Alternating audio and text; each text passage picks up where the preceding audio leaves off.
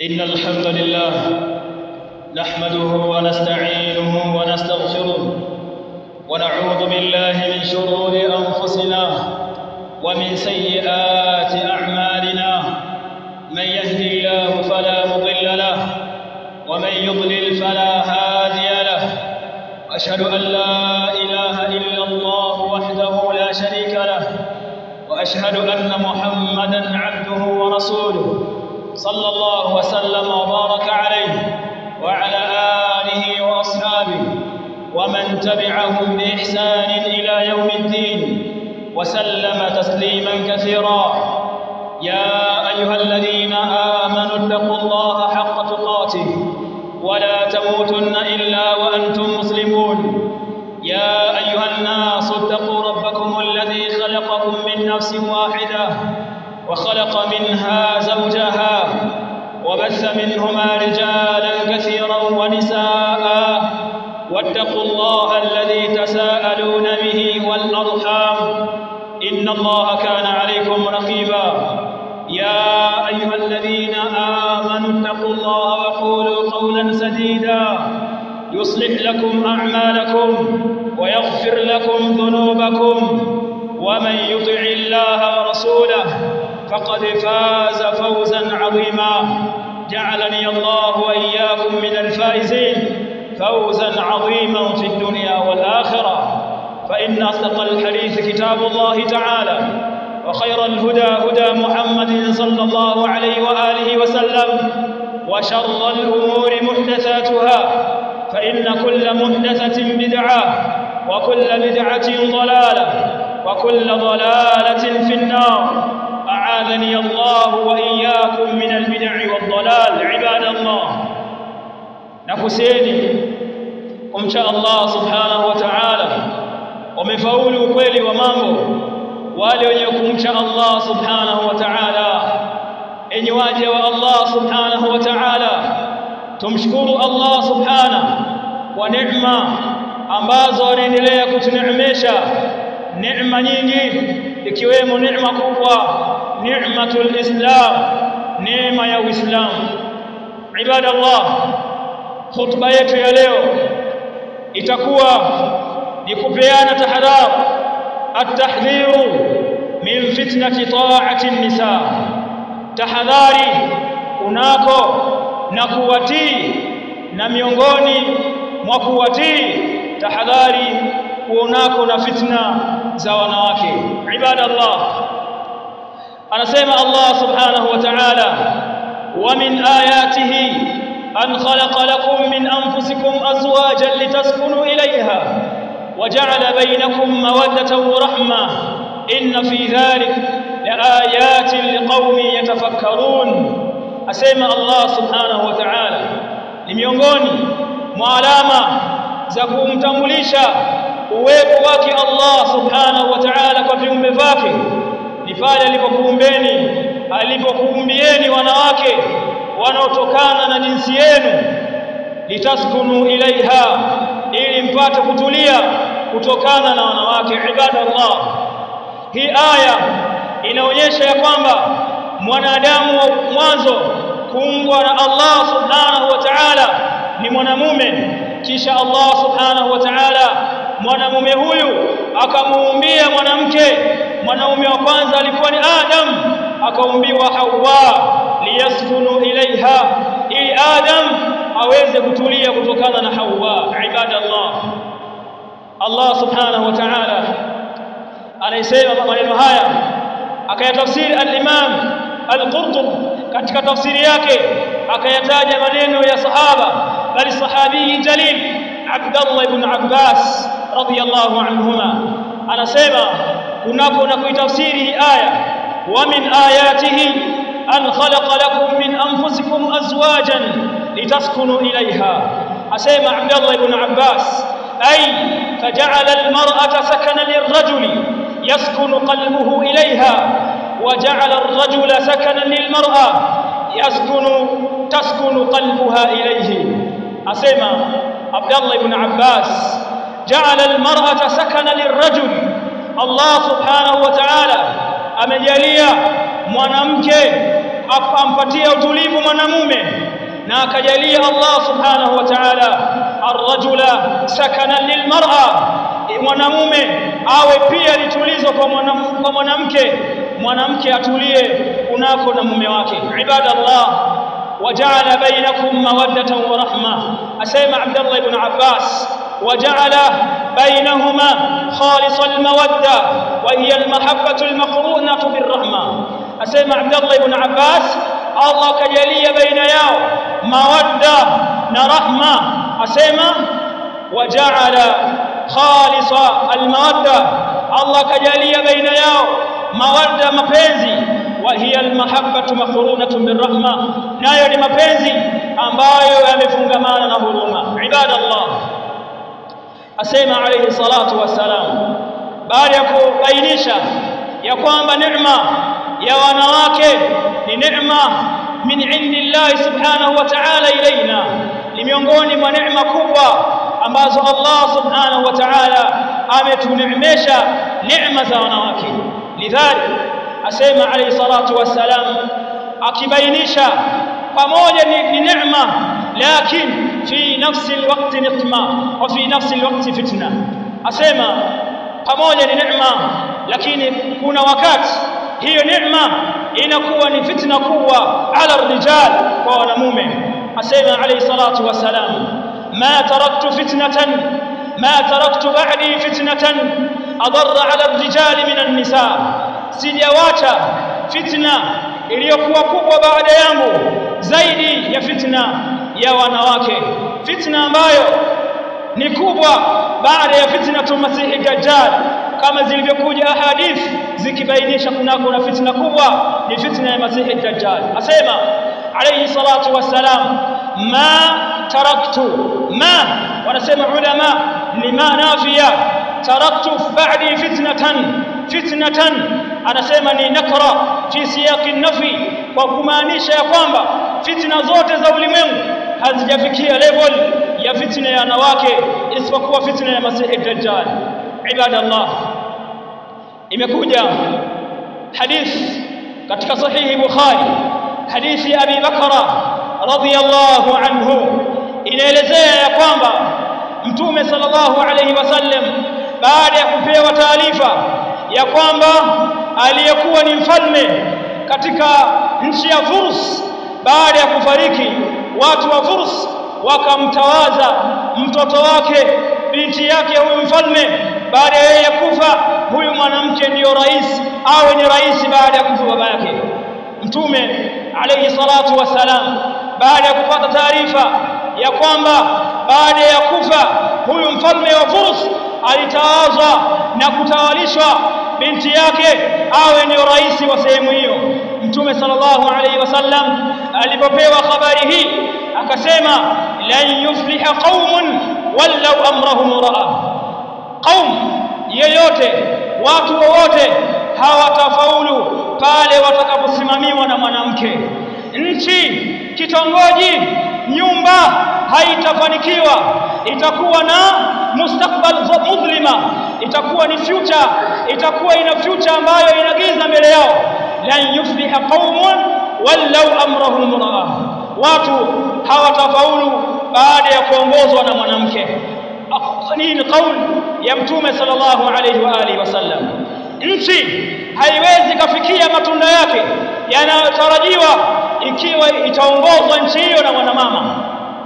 Alayhi salatu wasalam anatupa habari hizi. Nchi haitafanikiwa, la yufliha qaum, watu hawatafaulu, wallau amrahum imraa, watu watakapoongozwa, watakapotawaliwa na mwanamke. Haya ni maneno ya Mtume sallallahu alaihi wasallam alipoyasema baada ya kupewa habari nchi ya Furs tayari imetawazwa kwamba itaongozwa na mwanamama binti yake aliyekuwa mfalme wa Furs. Ibadallah, enyi waja Allah subhanahu wa ta'ala, uongozi wa sehemu yoyote ambayo unalenga mujtamaa, unalenga jamii, Allah subhanahu wa ta'ala amejalia uongozi huo uongozwe na mwanamume, si mwanamama, si mwanamke. Allah subhanahu wa ta'ala asema katika surati an-Nisa, ar-rijalu qawwamuna 'ala an-nisa, wanamume ndio wasimamizi wa kina mama. Leo dunia ilivyokwenda kasi, imefikia hatua ulimwengu na walimwengu kubadilisha maneno ya Allah subhanahu wa ta'ala ya kwamba wanaume ndio wasimamizi wa mambo yote na mambo yanayohusu wanawake. Ibadallah, ar-rijalu qawwamuna 'ala an-nisa, wanamume ndio wasimamizi wa wanawake. Ikiwa Allah subhanahu wa ta'ala hakujalia qawama kwa mwanamke katika nyumba yake, hakumfanya mwanamke yeye awe ndio msimamizi wa nyumba tu yenye watu takriban 7, haizidi watu 10, baba, mama na watoto kadhaa. Ikiwa mwanamke hakujaliwa yeye awe ndio mwongozaji wa nyumba, itakuwaje aongoze nchi? Itakuwaje aongoze kijiji? Itakuwaje aongoze wilaya na mkoa? Hii itakuwa ni jambo kubwa zaidi. Nyumba tu Allah kujalia kawama kwa mwanamke, vipi nchi? Mimbabi aula mwanamke kwa moja kwa moja haimfai yeye kuwa ndiyo mwongozaji wa nchi katika mambo umurul amma, mambo ya watu wote. Ibadallah, pamoja na Allah subhanahu wa ta'ala kutokujalia qawama, usimamizi kwa mwanamke kwa dhidi ya wanaume, lakini Allah subhanahu wa ta'ala amemjalia huyu mwanamke akawa ni mwenye nguvu kubwa ya kudhilibu na kupindua akili za wanaume. Ayuha muslimun, pamoja na udhaifu wao wa kutokujaliwa kuwa ni waongozaji wa nyumba, wa kutokujaliwa kuwa ni waongozaji wa nchi, na hapa tunazungumzia Uislamu na yale yanayoendelea katika dunia yako mbali na Uislamu, bali Uislamu haujamjalia mwanamke kuwa ni msimamizi wa nyumba, kadhalika haujamfanya mwanamke kuwa msimamizi wa nchi. Pamoja na hayo, wanaweza wakavuruga akili za mwanamume ambaye ni madhubuti, bal hazim, mwenye akili timamu, akawa ni mwenye kughilibiwa na mwanamke. Asema alayhi salatu wasalam katika hadithi, asema ma raaitu min naqisati aqlin wa dinin adhhaba li lubbi ar-rajuli al-hazimi min ihdakun. Asema alayhi salatu wasalam, ma raaitu, sijaona min naqisati aqlin wa din, watu ambao wako na upungufu wa dini, wako na upungufu wa akili, lakini hawa adhhaba lilubbi ar-rajuli al-hazim min ihdakun, wako na uwezo wa kupindua na kugeuza na kuiharibu akili ya mwanamume. Tena mwanamume ambaye ni hazim, mwanamume wa kiukweli, mwanamume wa kisawasawa, mwenye akili, mwanamume wa kishujaa, yeye anaweza kugilibiwa na huyu mwanamke ambaye ni naqisati aqli wa dini, ni wenye upungufu wa akili pamoja na dini. Ibadallah, enyi waja Allah subhanahu wa ta'ala, huyu mama yuko na uwezo wa kuharibu akili na kuipindua na kuigeuza akili ya mwanamume ambaye kwamba ni madhubuti, na Allah subhanahu wa ta'ala akaacha kumjalia mwanamke awe ndio msimamizi wa majumba yetu, wasije wakaharibu. Na leo baada ya kuzembea utamaduni huu na siasa hii na maelekezo ya Allah subhanahu wa ta'ala ya kwamba wanamume ndio wasimamizi na wenye maneno ya mwisho katika nyumba, katika nchi, katika sehemu yoyote, tukawachia wakina mama, ndio ikapatikana fasadul mujtama wa fasadul buyut wa inhiyarul khuluq. Leo mujtama umeoza, majumba yameharibika, watoto wanapatikana wenye tabia mbaya, wenye tabia mbovu. Ni baada ya kina baba kuacha majukumu yao ya usimamizi wa nyumba baada ya kuingilibiwa akili zao na wanawake. Ayuha almuslimuna ibadallah, na hii lazima ipatikane, watu kughilibiwa akili zao na wakina mama, kwa sababu wanamume wapo na asilimia kubwa za kuwatii na kuwasikiliza wanawake katika maasiya kadhalika katika taa. Asema Allah subhanahu wa ta'ala fi surati Ali Imran, zuyina linnas hubbu shahawat min an-nisa wal-banin wal-qanatir al-muqaddara min adh-dhahab wal-fidda wal-khayl al-musawwama wal-an'am wal-hars ila akhir al-aya. فبدأ الله سبحانه في هذه الآية بالنساء.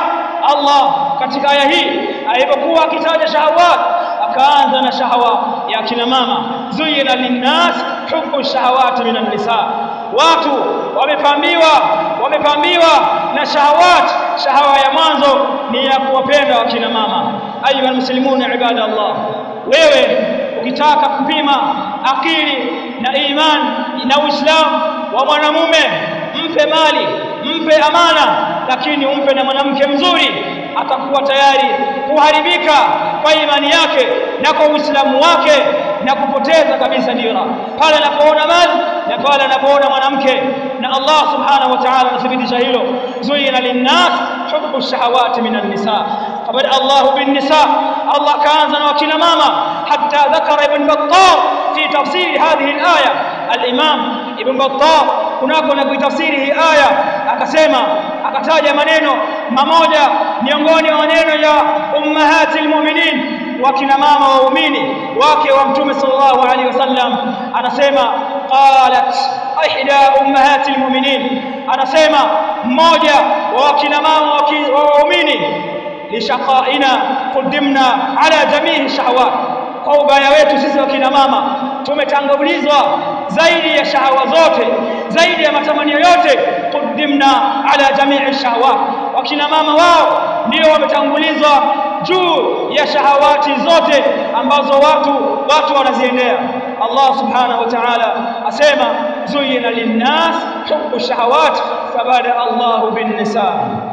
Al-Imam Ibn Kathir wa Qurtubi wa ghayruhum min al-mufassirin na wengineo katika wafasiri wa Qur'an wakisoma hii aya, wanapofika katika hii aya zuyina linnas hubbu shahawati minan nisa, wanasema wa quddimatin nisa liajli maili an-nufus ilayhinna akthar.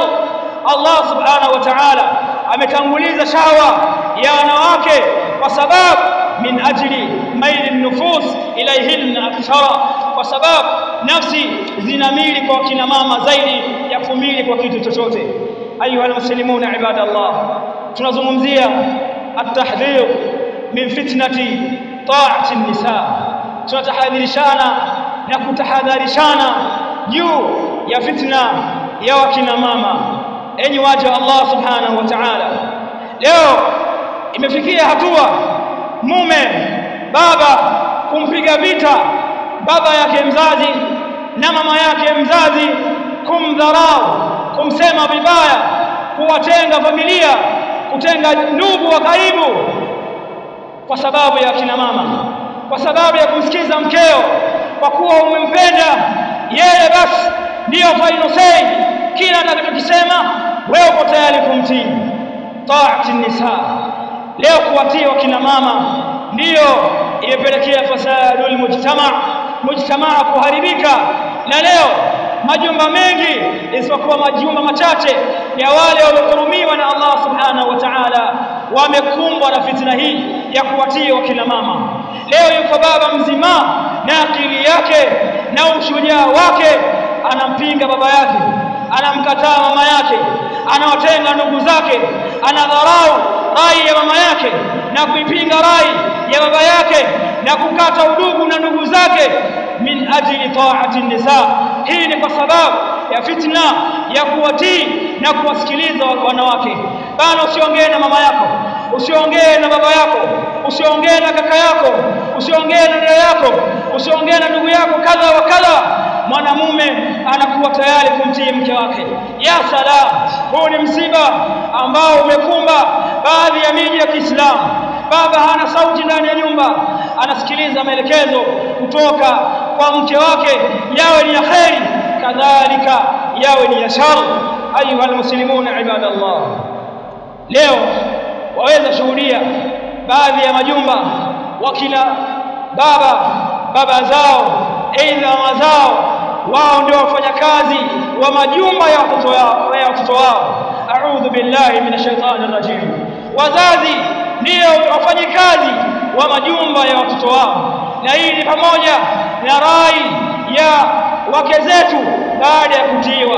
Bwana mmoja anatoa kisa, anasema ilikuwa katika baadhi ya familia, baba msomi, mama msomi, na nadharia watu wameona wasome ili kupatikana elimu wakafanya kazi wapate riziki. Yani fikra ambayo kwamba ni mbovu, fikra na riziki viko mbalimbali. Huyu bwana wao ni wasomi, mke na mume kazini, mama amekaa kwa nyumba muda wote anashughulika na kazi, akachoka, akasema mimi faida yangu ya kusoma ni ipi? Nitafutie mfanyakazi aje akae awalinde watoto wangu. Ikaenda mpaka kufika hatua yule mama akatoa ushauri ya kwamba mama yako yuko kijijini, jumba lake linakaribia kumwangukia, na baba yako hali mbaya, ni mtu wa kahawa, ni mtu wa pombe, ni mtu wa bangi, hana umuhimu wote katika familia. Mchukue mama yako awe ndiyo mfanyikazi katika nyumba. Yule baba akakataa, lakini zuyina linnas hubu shahawat minan nisa, ikapelekea yule baba na kukubali rai ya mama yake, ya mke wake huyu shetani, akaweza kuikubali rai, akamchukua mama yake vijijini na kumleta nyumbani kwake, yeye ndio akawa kama mfanyikazi. Inna lillahi wa inna ilayhi raji'un. Ibadallah, hadatha haya yanatokea, lakini hadhihi kull min taati nisa, ni kwa ajili ya watu na pamoja na kuwatii wanawake kunako na maasiya ya kumuasi Allah subhanahu wa ta'ala. Ayuha almuslimun, anasema Sheikhul Islam katika kitabu chake Iqtida Siratul Mustaqim, anasema alipokuwa kitaja fasl katika Iqtida Siratul Mustaqim, alikuwa kitaja fasl kunako na tahdhir min a'yad al-kuffar, tahadhari kunako na kusherekea idi za makafiri. Anasema alayhi rahmatullah, wal yahdhari al-aqil, na awe na tahadhari mtu mwenye akili, min ta'ati an-nisa fi dhalik, kunako na kuwatii wanawake kunako na suala la kufuata idi za makufar. Ayuha al-muslimun, kam min al-muslimin al-yawm yahtafiluna bi'id al-milad. Watu wangapi katika watu leo muislamu wakati mwingine akajinasibisha na sunna ya Mtume sallallahu alaihi wasallam, wanasherehekea idi ya kuzaliwa, happy birthday. Wangapi katika Uislamu wanasherehekea idi ya happy birthday, siku ya kuzaliwa, hii idi ambayo hakuna asili yoyote ndani ya Uislamu. Wangapi katika Waislamu wanasherehekea idi ya happy birthday?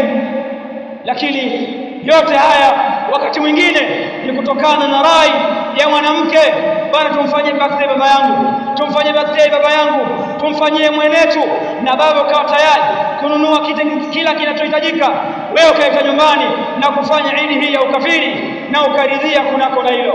Anasema alayhi rahmatullah, wal yahdhari al-aqil, na wala tahadhari mwenye akili, min ta'ati an-nisa fi dhalik, kunako na kuwatii wanawake kunako na idi hizi za makufar. Anasema alayhi rahmatullah, fa fi sahihain min hadithi Usama, kutokana na hadithi katika Sahih Bukhari na Muslim, hadithi ya Usama bin Zaid, anasema alayhi salatu wasalam, ma taraktu ba'di fitnatan adarra ala ar-rijal min an-nisa. Hii hadithi tumeitaja. Anasema alayhi rahmatullah, wa akthar ma yuslu al-muluka wad-duwal ta'ati an-nisa, kitu ambacho kinaharibu falme, kinaharibu nchi, kinaharibu jamii, wadual na miji, taati nisa, ni kuwatii kina mama.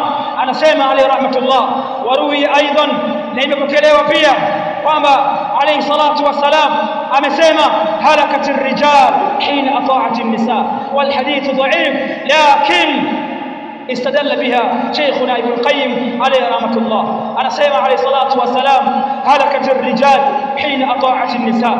wanaume wameangamia baada ya kuwatii wakina mama.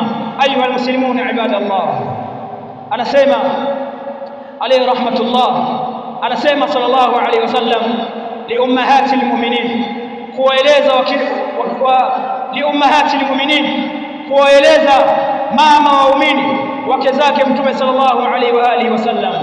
Anasema lamma raja'nahum fi takdim Abi Bakar, pale zama mtume sallallahu alayhi wasallam alipougua akawa tena ugonjwa wake umemzidia, hawezi tena kusimama katika kibla kwa ajili ya kuwasalisha watu. Mtume sallallahu alayhi wasallam akawaambia waislamu, muru Abu Bakar falyusalli bin nas, muamrisheni Abu Bakar awasalishe watu.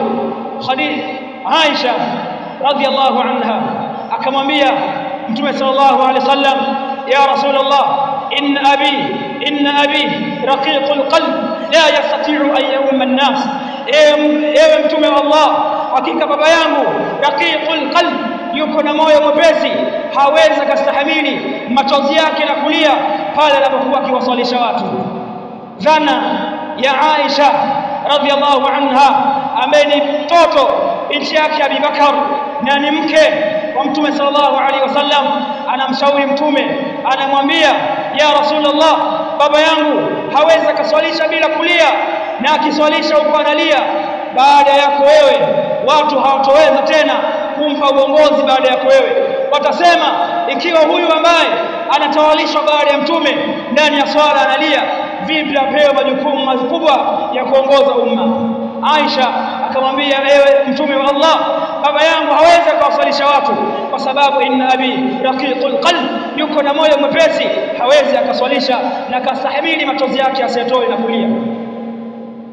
Mtume sallallahu alaihi wasallam akamwambia Aisha, inna kunna sawahibu Yusuf, hakika nyinyi ni kama ndugu za Yusuf.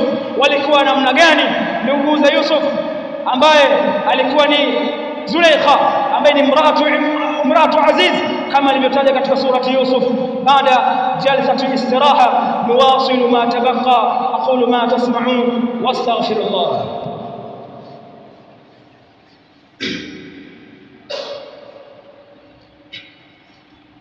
Alhamdulillah wassalatu wassalamu ala rasulillah wa ala alihi wa ashabihi wa mawala. Anasema Aisha radhiyallahu anha, baada ya kupata habari ya kwamba baba yake Abu Bakar ndiyo anataka kupewa nafasi ya uongozi baada ya Mtume sallallahu alaihi wasallam kuugua, na leo anapewa nafasi ya kuwasalisha watu, anasema Aisha, ya Rasulullah, inna abi raqiqul qalb, ewe Mtume wa Allah, hakika baba yangu yuko na moyo mwepesi, hawezi akastahimili ndani ya sala ile atalia. Dhana ya Aisha ni watu wasije wakashindwa kumpa ukhalifa Abu Bakar baada ya kuondoka Mtume sallallahu alaihi wasallam, baada ya kuona Abu Bakar akilia ndani ya sala, wakadhania sala ndani analia, vipi apewe majukumu makubwa ya kuongoza umma na ukhalifa. Mtume sallallahu alaihi wasallam akamwambia Aisha, inna kunna sawahibu Yusuf, ninyi ni sawahibu Yusuf, ambaye akilengwa zaidi wa mwanzo Zulaikha, ambaye alikuwa ni mke wa Aziz. Zulaikha alipoghilibiwa na uzuri wa nabii Yusuf alayhi wa ala nabiyina afdalus salati wassalam, Zulaikha akawakusanya wakina mama baada ya kuona wanastaajabu na Zulaikha baada ya kughilibiwa akili yake alipouona uzuri wa Yusuf alayhi salatu wasalam. Na baadaye Zulaikha alipomchukua Yusuf na kumweka ndani ya nyumba ili aweze kustarehe na Yusuf alayhi salatu wasalam. Kisa ni kirefu kwa dhiki ya wakati. Zulaikha akawaita wale wakina mama, akawaambia wachukue visu vyao, akawapa na matunda wamenye kwa makusudi kabisa. Baadaye mbele yao akapita Yusuf alayhi salatu wasalam. Allah subhanahu wa ta'ala anasimulia baada ya kushika visu vyao, faqatta'na aydiyahun, wakakata mikono yao, wakakata vidole vyao, baada ya kushuhudia uzuri wa nabii Yusuf alayhi salatu wasalam. Malengo ya Zulaikha kuwaita wale watu ni kuwadhihirishia ya kwamba hii fitna iliyonipata baada ya kuona uzuri wa Yusuf